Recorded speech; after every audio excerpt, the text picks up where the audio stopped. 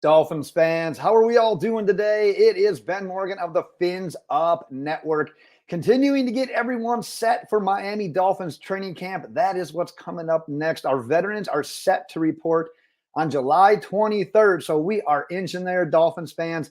Hold on, we're almost there because training camp runs into preseason, runs into you-know-what, week one against the Jacksonville Jaguars. But hey, we have got a lot to get decided on the field in training camp before we get to that point in time. And as is the case with every year, there are certain training camp battles that we are looking forward to, that we've got our eye on. So that's what we are covering today. Going to hit on some of the battles that I'm looking forward to keeping an eye on the most. But as I've always said in a lot of these type of videos, there's going to be more out there than what I end up covering today. So I want to hear from you as well. If you agree with some of the battles that I hit on today, if you've got different ones that you're going to be paying attention to, once training camp hits for our Miami Dolphins, go ahead, drop them in the comments. Let's carry on the conversation there. If you haven't gotten subscribed yet, please make sure you are doing so. Definitely appreciate everyone that's done it already. Once training camp does hit, we are going to be dropping recap videos of all the practices that we are able to. So definitely get subscribed if you haven't done so already.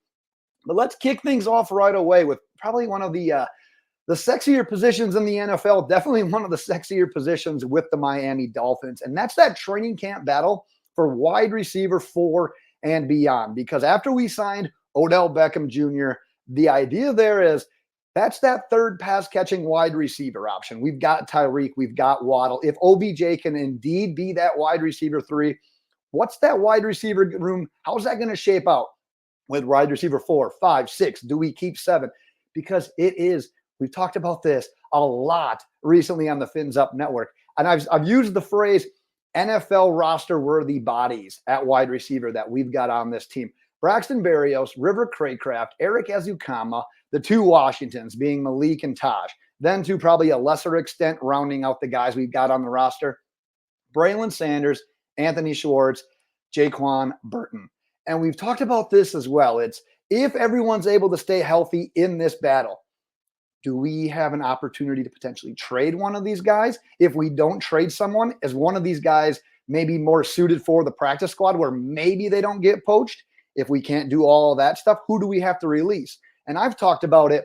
If you're going to end up trading one of these guys, I think Braxton Berrios is that guy that you can get a little bit of return from. We're not gonna bring huge return from Braxton Berrios, but I think you can get a little something for him. But then if you look at who you're going to put on a practice squad, well, maybe a guy like River Craycraft can be kept on a practice squad. But if you think about, well, who do you end up having to release? Well, if history repeats itself, Mike McDaniel has shown the ability to put faith in Braxton Berrios, in River Craycraft.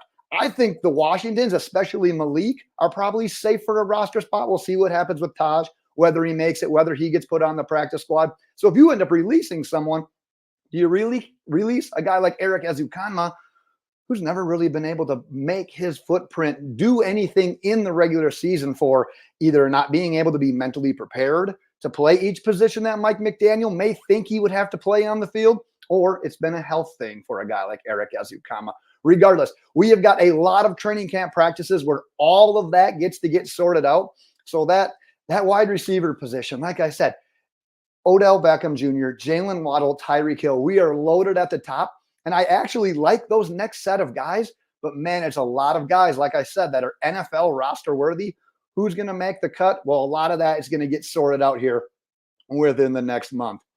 The next battle that I have, and quite honestly, if you look at the free agent players, the in-house Miami Dolphins free agents that we lost over this offseason, it's going to be Christian Wilkins and Robert Hunt as the main ones that come to mind.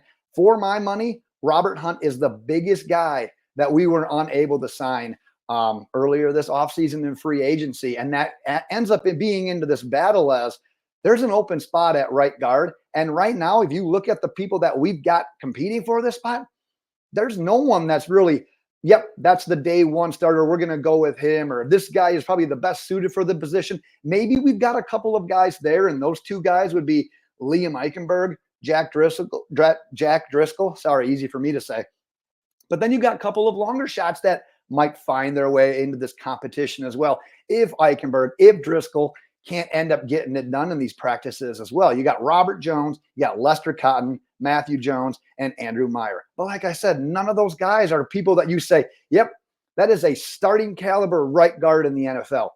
You don't even say that about Liam Eichenberg and Jack Driscoll because, one, Jack Driscoll probably wouldn't be here if that was the case. He probably would have ended up being re-signed. He wouldn't have just been able for us to just ended up signing him earlier this offseason. And then Liam Eichenberg, we know the story. We've tried him at tackle. We've tried him at guard. We've plugged him in at center. He's never really stuck anywhere. He's had some moments. Where he'll say, you know what? I think Liam maybe can turn a little bit of a corner here. But going into right now, watching this video, do you feel comfortable with Liam Eichenberg being your day one starter at right guard when last year Robert Hunt was arguably the best offensive lineman we had? That is a huge drop off. And we are so close to the opportunity of having, yet again, one of the league's best offenses, most potent offenses with Tua, with Tyreek, with Jaylen Waddle, with Odell Beckham Jr., with the tight ends. But if it falls apart on the offensive line again, I already know where this fan base is going. It's, Chris Greer and Mike McDaniel, we don't have as much faith in you in these offensive linemen as you do. So like I said, that's a conversation for another day, but this positional battle at right guard is going to be huge. For my money, it's probably the camp battle of the summer. So we talked about those free agents because Robert Hunt was obviously huge. Christian Wilkins is probably going to get the majority of people's vote for biggest guy that we lost.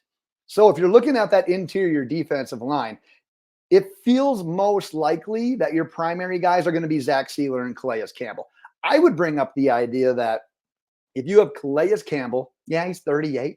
He's not getting any younger, but you know what? The production fall off hasn't been as significant that you would think a 38-year-old interior defensive lineman would be. So you bring up the idea of signing this 38-year-old on a veteran minimum contract versus paying Christian Wilkins to be one of the most expensive interior defensive linemen in NFL history. When you think about the production and where that drop-off could be, you could almost make a case that would say, you know what? I know this is for the short term. Christian Wilkins is obviously the long-term fix. But for the short term, with this team needing to spend money elsewhere, could Calais Campbell end up being technically a better fit on this defensive line when you consider the entire big picture? If you've got thoughts on that, drop that in the comments as well. But the thing is, Zach Sieler, Calais Campbell, we know that this position in general, interior defensive lineman, whether it's end up being from injury or just the sheer idea of, you know what, we need a third or a fourth option to take some of these snaps. That's a grueling position in the NFL. We need some of these guys that are going to be in this battle to step up and really emerge. Deshaun Hand, Benito Jones, Tierre Tart, Brandon Peely, Neville Gallimore, Jonathan Harris, Isaiah Mack, Leonard Payne, Mario Kendricks. I'm going to need a drink of water after all those names. We spent this offseason collecting interior defensive linemen, and part of that could have been for this reason. Some of these guys are super young, trying to make a name for themselves. A couple of these other guys are, you know what, we had some hype when we came into the league, and we've just never really been able to live up to it. This is your opportunity. This is your shot. This July, August training camp is going to be huge for one of these guys, hopefully two of these guys, to really emerge and become that third, fourth option on the interior defensive line. Because I talked about Calais Campbell. I talked about his stat production not dropping off all that much. The number of snaps he's playing in general isn't dropping off all that much. It takes one injury. We as Dolphins fans know we can suffer one injury in a matter of seconds. It takes an injury for one of these guys that I just mentioned, possibly two of these guys, to end up finding themselves in a starting role at some point in time. So that interior defensive line battle is going to be huge yet this summer. All right, let's talk about the tight end position. And I'm labeling this one kind of which project tight end doesn't end up making this roster. Because if you look at the tight ends on the roster, you got Durham Smythe, you got Jonnu Smith. And I think that is a very nice 1-2 punch when you consider their skill sets. Durham Smythe is obviously your lead guy as a run blocker and then also helping in pass protection. Jonnu Smith is the reliable hands guy, the guy that can create after the catch, can add something to this position that we truly, really haven't had in the Mike McDaniel era. But where the rest of these guys fall in line is what I'm going to be keeping an eye on. Jody Fortson, Julian Hill, Tanner Conner, and then to some extent, we'll see if anything plays out with Hayden Rucci, undrafted free agent tight end. But this is the thing, because Mike McDaniel loves Julian Hill. Undrafted free agent, doesn't have a lot going in his corner. Yeah, I know he made the team last year, but he's still a long shot to make it. Tanner Conner played at a small school, played wide receiver, had to convert him to tight end. They love that idea of getting one of these former fast wide receivers to be able to be a mismatch at the tight end position. Well, now you just entered Jody Fortson into that mix as well. And he provides something to this team that I don't think we have in any other tight end or wide receiver currently on this Miami Dolphins roster. And that's a big-bodied red zone, box out, rebound, go up and get the ball type of target. So does he end up having the leg up in the competition? Do they continue to invest in a guy like Julian Hill? Can Tanner Conner stay healthy now that he's been with this organization for a couple of years? Has he taken a step forward? Like I said, that's why it's a training camp battle. That's why we're going to be keeping an eye on it. I like the way this position is kind of rounding into shape because I feel really confident with Smythe and with Smith. That's a hell of a tight end last name duo that we're working with there. But if we truly want to evolve this offense, continue to get the tight ends involved, we're probably going to need another one of these guys to emerge as well. And right now, if I'm betting on it, I'm going to say Jody Fortson. But this training camp is going to go a long ways into seeing who truly fits best in this offense, who can block in this offense, who can be a dynamic pass catcher in this offense. We will see that. I've got one more, Miami Dolphins fans. And that is the battle between our cornerbacks. Excuse me, man, I'm still battling that sore throat a little bit. None worse than a summer cold.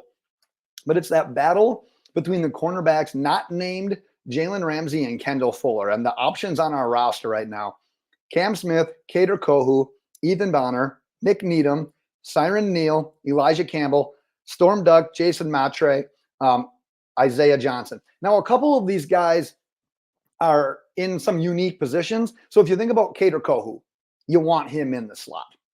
However, if this defensive coordinator, Anthony Weaver, if this defensive coaching staff, if they value the idea of being versatile in the secondary, and let's say Anthony Weaver has talked about this, I want to use Jalen Ramsey to his fullest potential. Now let's use a guy like CeeDee Lamb.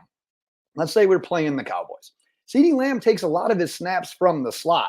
So if you want to shadow CeeDee Lamb with Jalen Ramsey, well, guess what? Kader Kohu now just got kicked to the boundary. Do they trust Kader Kohu on the boundary? Would they trust someone else in that position? We're going to have to find out. We're going to have to find out soon in training camp because of how all these things are going to play out. Cam Smith, who's played boundary and a little bit of slot as well in college, has very, very, very, very little NFL tape after what we obviously all know what he went through this his rookie season with Vic Fangio. But how does he fit in? How does he end up bouncing back in training camp? Ethan Bonner, who the coaching staff really likes, who players on this team have said a lot of nice things about, does he end up finding his way into this mix? You got Nick Needham and Elijah Campbell, who can both play cornerback, and now we're looking at potentially the idea of them playing safety. Do we value that versatility? Do those guys have a leg up? And then you got the undrafted free agents as well. I know everyone loves a little bit of Storm Duck, so man, does he get an opportunity as well? There's going to be a lot of battles in this cornerback position. And I think I've said this before in a video as well. What an opportunity for some of these guys to really be able to step in and make a name for themselves and emerge from this competition because of who you get to go against on a daily basis. Jaylen Waddle just signed his contract, one of the best, highest paid wide receivers in the league. Odell Beckham Jr., he's carved out a nice little NFL career for himself. He's a great route runner. He is awesome with his hands. You get to go up against that guy as well. Oh, let's not forget about Tyreek Hill. On verge, he could retire today and likely have an NFL Hall of Fame career. You've got an opportunity to stand out going against those type of guys on a daily basis. And guess what? You're probably not going to see any other wide receiver duos, trios that are better than that when it actually comes on Sundays. So we're really going to get a huge test for these cornerbacks, but what an opportunity for one of these guys to end up emerging and taking some of those snaps. I will wrap it right there for today, Dolphins fans. But like I said, there's probably some other battles as well that are just as important, that are highly intriguing, that like I said, they didn't make my top highlighted training camp battle. So if I missed anything that you're definitely keeping an eye out on, go ahead, drop them in the comments. Thanks as always for everyone that was able to catch today's video. We will be back, obviously, with all the Dolphins news as it pertains to hopefully maybe a contract extension coming up soon. And then, like I said, once training camp hits as well, we will be recapping all of those practices as well. We will cut it for there today, Miami Dolphins fans. But until next time, fins up.